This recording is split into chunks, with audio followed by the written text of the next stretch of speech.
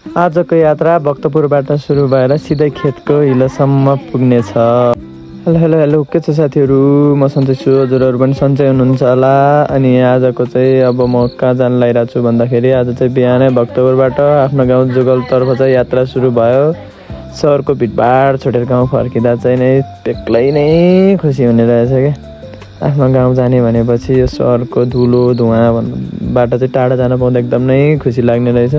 त्यसपछि हामी बनेपा पुग्यौँ। बनेपा पुग्दा चाहिँ मौसमले पनि एकदम साथ दिइरहेको थियो। आज चाहिँ पानी पर्ला जस्तो भयो तर पानी परेको थिएन। राति चाहिँ पानी परेको रहेछ। बनेपा हुँदै चाहिँ धुलिखेल पुग्यौँ। धुलिखेलको ओह्रालो जाँदै थियौँ।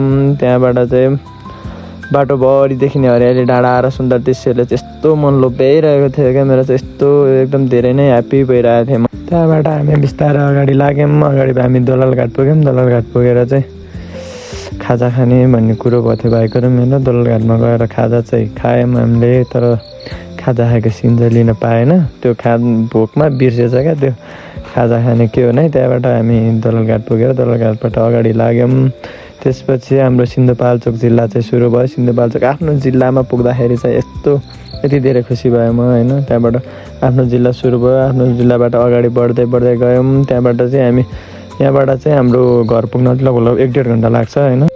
यो चाहिँ हाम्रो सिन्धुपाल्चोक जिल्लाको एकदम प्रसिद्ध ठाउँ हो होइन। यो चाहिँ बलेफीमा पर्छ। बलेफी गाउँपालिकामा यो चाहिँ कपिलेश्वर महादेव भनेर चिनिन्छ। 2टा खोलाको बिचमा रहेको मन्दिर छ यसमा चाहिँ। त्यहाँबाट हामी बिस्तारै अगाडि बढ्दै बढ्दै गयौँ। अहिले चाहिँ बाटोको हालत त्यति धेरै नराम्रो पनि छैन, त्यति राम्रो भन्नु पनि मिल्दैन। तर आजभोलि गइरहेको बाटो पिच गरिरहेछ होइन। तर पिच के खालको पिच गरे भन्ने कुरा थाहा छैन। यो चाहिँ अहिले कोही ठाउँमा चाहिँ बाटो यस्तो पनि छ, यस्तो अझै पनि बन्न बाँकी नै छ, बिस्तारै बन्दैछ। अब हामी हेर्दै जाऊँ, राम्रो बनाउनुहुन्छ, राम्रो गर्नुहुन्छ जस्तो लाग्छ। अब आउनेले चाहिँ होइन राम्रो गरून्, राम्रो गर्नुपर्छ।